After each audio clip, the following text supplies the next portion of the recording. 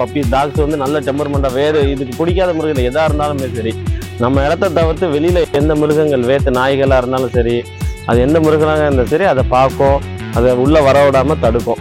குட்டியெல்லாம் பார்த்தீங்கன்னா குட்டியிலே நல்லா கொள்ளுன்னு பார்க்க ஒரு அமுல் பேபி மாதிரி நல்லா பார்க்கவே நல்லா ஒரு யார் பார்த்தாலும் கையில் அப்படியே கொண்டு போற மாதிரி பப்பீஸா இருக்கும். ஆமா, ஹைட்டு வர்றதுக்காண்டி ஹவுண்ட் மிக்ஸ் வந்து நிறைய இருக்குதுங்க. அந்த ஹவுண்ட் மிக்ஸ் இல்லாமல் எடுத்தீங்கன்னா அந்த ஒரிஜினாலிட்டி வந்து கொஞ்சம் கொண்டு வரலாம்.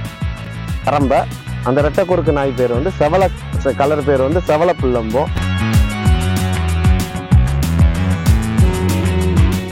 Eagle twist viewers hi.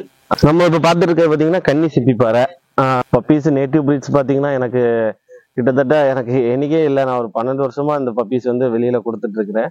கன்னி சிப்பிப்பாறையில எல்லாருக்கும் என்ன டவுட் வருதுன்னா 5000 ரூபாய்க்கு இருந்து பப்பீஸ் கொடுக்குறீங்கன்னு கேட்குறாங்க. அது வந்து எப்படி எதனால 5000 ரூபாய் கொடுக்குறீங்க, எதனால 10,000 ரூபாய் 15,000 ரூபாய் கொடுக்குறீங்க அப்படின்னு நிறைய பேர் கேட்காங்க. இப்போ பாத்தீங்கன்னா கன்னி சிப்பிப்பாறையிலே பாத்தீங்கன்னா எல்லா டாகும் ஒரே சைஸ்ல இருக்காது. இப்போ இந்த டாகையும் நம்ம இன்னொரு டாகையும் இப்போ கம்பேர் பண்ணி பார்ப்போம். இந்த செவல கலர் டாகும் நீங்க இப்போ கரம்ப கலர் டாகையும் பாருங்க, ஒன்னா வச்சு பார்க்கும்போது சைஸ் டிஃபரன்ஸ் இருக்கும். பட் ரெண்டுமே வந்து 3 இயர்ஸ் டாக் தான். இது எதனால டிஃபர் ஆகுது, லைனேஜ் வைஸ் டிஃபர் ஆகுது. சில பேர் வந்து முன்னாடி வந்து ஹண்டிங் வந்து அலோவ் பண்ணிட்டு இருக்க நேரத்துல வந்து ஹைட் கம்மியா இருக்க டாகை வச்சுதான் ஹண்ட் பண்ணுவாங்க. அவங்களுக்கு வந்து நல்ல ஸ்பீடு இருக்கும். அது அந்த ரேபிட் முயல் வேட்டைக்கு யூஸ் பண்ணும்போது குனிஞ்சு பிடிக்கிற திறன் வந்து ஹைட் கம்மியா இருக்க நாய் தான் இருக்குன்னு சொல்லிட்டு அந்த ஹைட் லைனேஜ் கம்மியா இருக்கு நாய்கள்லயே உடச்சு கம்மியாவே எடுத்து வளர்த்தாங்க. சில பேர் வந்து நல்ல தோரணைக்காண்டியும் நல்ல ஹைட்டா வேணும்னு நினைக்கிறக்காண்டியும் வளர்த்து ஹைட்டா உள்ள டாகை ப்ரீட் பண்ணி ஹைட்டா இருக்கிற பப்பீஸ் வந்து நிப்பாட்டி இப்படி 2-3 வேரியண்டா லைனேஜ் வேரியண்டா வந்து தரம் பிரிச்சுட்டாங்க.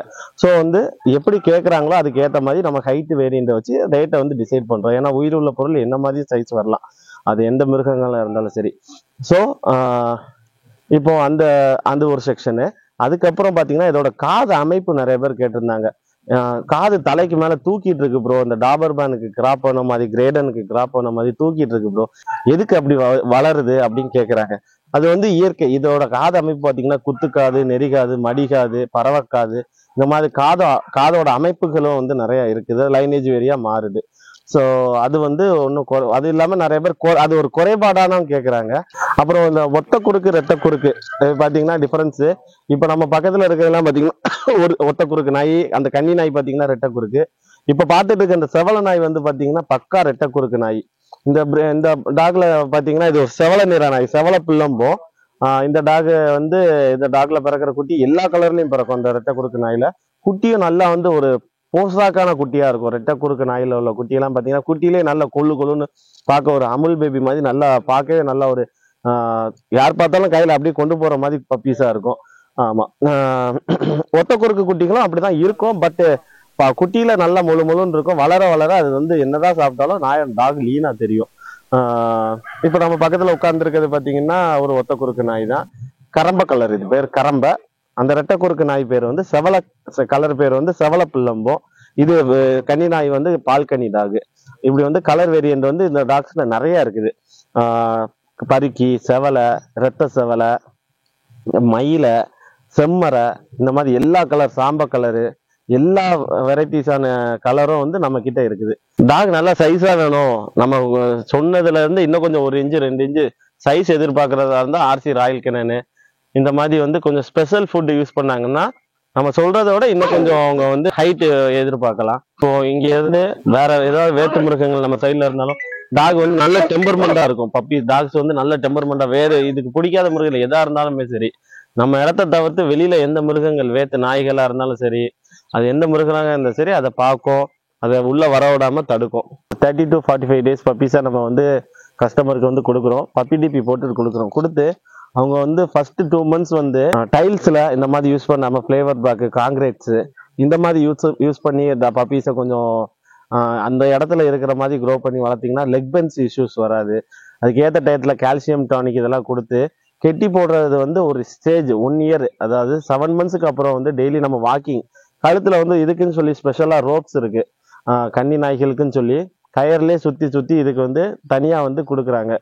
கன்னி நாய், சிப்பிப்பாறை நாய்களுக்குலாம் அது யூஸ் பண்ணீங்கன்னா அந்த கழுத்துல வர புண்ணு வந்து அவாய்ட் பண்ணலாம். இந்த நாய்களுக்கு வந்து இந்த பெல்ட் போட்டு கழுத்துல வந்து சுத்தி பார்த்தீங்கன்னா புண்ணு மாதிரி இருக்கும். அந்த புண்ணுகளை வந்து அந்த ரோப் போடும் போது அவாய்ட் பண்ணலாம். மற்றபடி பெல்ட் கடையில் வாங்கி போடுற பெல்ட் எல்லாம் யூஸ் பண்ணும்போது நம்ம கன்னி சிப்பி பாறை டாய்க்கு வந்து இன்ஃபெக்ஷன் ஆகுது.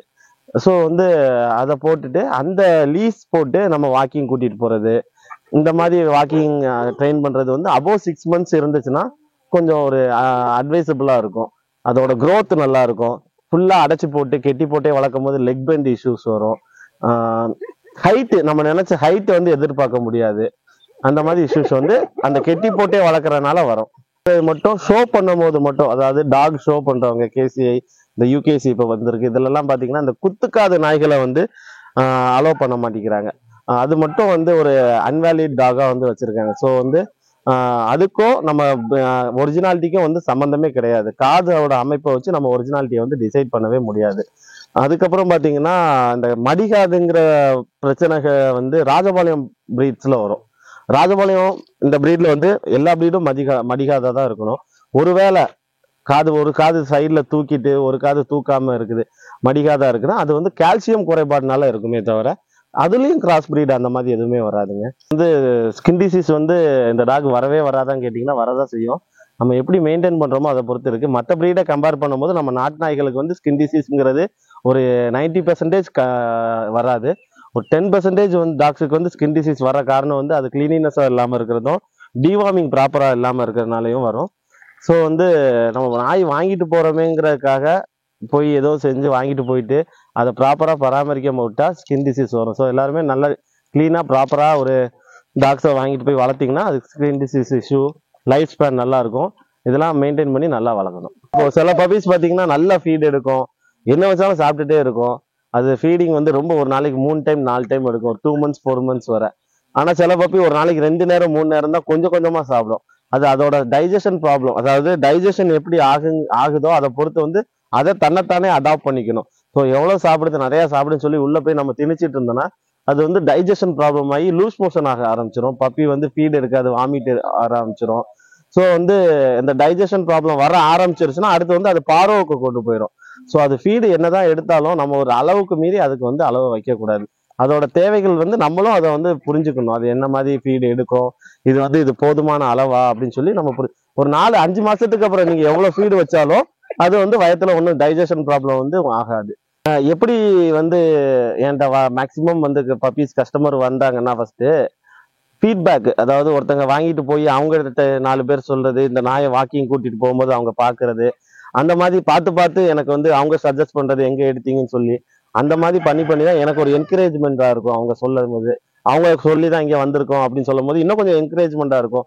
அவங்க டாக்ஸ் எப்படி வளருது அப்படின்னு எல்லாம் வந்து அப்டேட் கொடுக்குறாங்க.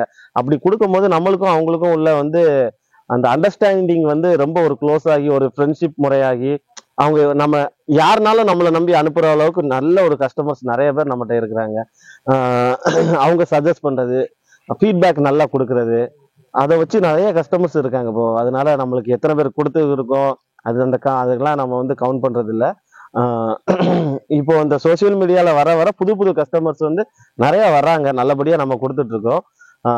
மெயின்லி பாத்தீங்கன்னா அவங்களோட கைடன்ஸ், அதாவது நிறைய பேர்ட்ட என்னன்னா அவங்க தெரியாம வந்து வாங்குறாங்க. நம்ம என்ன மாதிரி வளர்க்கணும், அவங்களுக்கு வந்து கைடன்ஸ் வந்து நம்ம சைட்ல இருந்து கொஞ்சம் பக்காவா கொடுத்துருவோம். நம்ம இந்த மாதிரி தான் வளர்க்கணும். அவங்க பப்பி எடுத்துட்டு போய் வந்து அவங்க மோஷன், அதாவது பப்பி எப்படி மோஷன் போகிறது கூட நான் போட்டோ கேட்பேன் அவங்ககிட்ட. எப்படி மோஷன் போகுது, எப்படி சாப்பிடுது, என்ன மாதிரி இன்ட்ரெஸ்டா சாப்பிடுதுங்கிற வீடியோ. டிசீஸ், அதாவது வைரல் டிசீஸ் எல்லாம் பாத்தீங்கன்னா பார்வோ, கெனைன் டிஸ்டெம்பர், இந்த மாதிரி ப்ராப்ளம் வந்து நிறைய வருங்க. இந்த மாதிரி சிச்சுவேஷன்ல டாகோட கவுண்டிங் எண்ணிக்கை நிறைய இருக்கிறதுனால பப்பீஸுக்கு வந்து பார்வோ, டிஸ்டெம்பர் இப்பெல்லாம் பெரிய டாக்ஸுக்கே வர ஆரம்பிச்சிருச்சு. பெரிய டாக்ஸ் கொஞ்சம் தாங்கும். வேக்சின் 3 வேக்சின் போட்டாலும் அந்த டிசீஸ் வந்து அட்டாக் ஆக தான் செய்யுது. ஸோ வந்து இடத்த அது இருக்க மோஷனு, அது ஃபுட்டு எல்லாமே வந்து எவ்வளோக்கு எவ்வளோ கிளீனினஸா வச்சிருக்கோமோ அதுக்கு ஏற்ற மாதிரி அந்த வைரஸ் வந்து அட்டாக் ஆகாம வந்து நம்ம தவிர்க்கலாம். வேக்சின் பண்ணாலும் இந்த வைரஸ் வந்து வராம இருக்குன்னு நம்ம சொல்ல முடியாது. கண்டிப்பா அட்டாக் ஆக தான் செய்யுது. ஆனா அதோட வீரியம் வந்து ஒரு 80% வந்து இருக்கும். அந்த 20% வந்து அந்த வேக்சின்னால குறைய வாய்ப்பு இருக்கு. ஆக்சுவலி பாத்தீங்கன்னா டபுள் கலர் வந்து மிஸ்மேட்சிங் கலர் தான். ஆக்சுவலா அது வந்து அது கிராஸ் பிரீடோ எந்த மாதிரி ஒரு வேற ஸ்ட்ரீட் டாக்லயோ கிராஸ் ஆனதோ கிடையாது. இதுலயே பாத்தீங்கன்னா நம்ம டபுள் கலர்ல செம்மரை நம்மகிட்ட இருக்குது. அது நம்ம வீடியோ போட்டோ காமிக்கிறேன். செம்மரை, கருமரை, அப்புறம் வந்து எங்க லாங்குவேஜ்ல புடதி வெள்ளை, நெத்தி வெள்ளை, கால் வெள்ளை, விரல் வெள்ளை, பூவால், அதாவது வால்ல மட்டும் வெள்ளை இருக்கும். அப்புறம் புடதியில மட்டும் வெள்ளை இருக்கும், முன்னாடி கழுத்துல அதெல்லாம் வெள்ளை, புடதி வெள்ளமோ, நெஞ்சில வெள்ளை இருந்தா நெஞ்சு வெள்ளை. இந்த மாதிரி வந்து நம்ம கலர் வேரியன்ட் வந்து கண்டிப்பா இருக்குதுங்க. ஒயிட் பேச்சஸ் வர்றதுனாலயோ வேற மிஸ்மேட்சிங் கலர் வர்றதுனாலயோ அது கிராஸ் பிரீடோ எதுவும் கிடையாது. பழைய லைனேஜ் அப்படிதாங்க இருக்கும். வேக்சின் பண்ணா வேக்சின் எப்பெல்லாம் பண்றாங்களோ வேக்சினுக்கு முன்னாடி வந்து அவங்களை நான் பப்பீஸை நல்லா செக் பண்ண சொல்லுவேன். அது மோஷன் எப்படி போகுது, ஆக்டிவா இருக்குதா, ஒருவேளை டாக்டர்கிட்ட போயிட்டு வந்ததுக்கு அப்புறம் ஃபீவர் இருக்குதான்னு செக் பண்றது எல்லாமே. பப்பீஸா இருந்தாலும் என்ன இருந்தாலும் அது நேட்டிவ் பிரீட்ஸா இருந்தாலும் நம்ம வேக்சின் மஸ்டா இருக்கணும், டிவார்மிங் மஸ்ட். இதெல்லாம் பண்ணாதான் பப்பீஸோட ஆரோக்கியம் நல்லா இருக்கும், growth நல்லா இருக்கும்.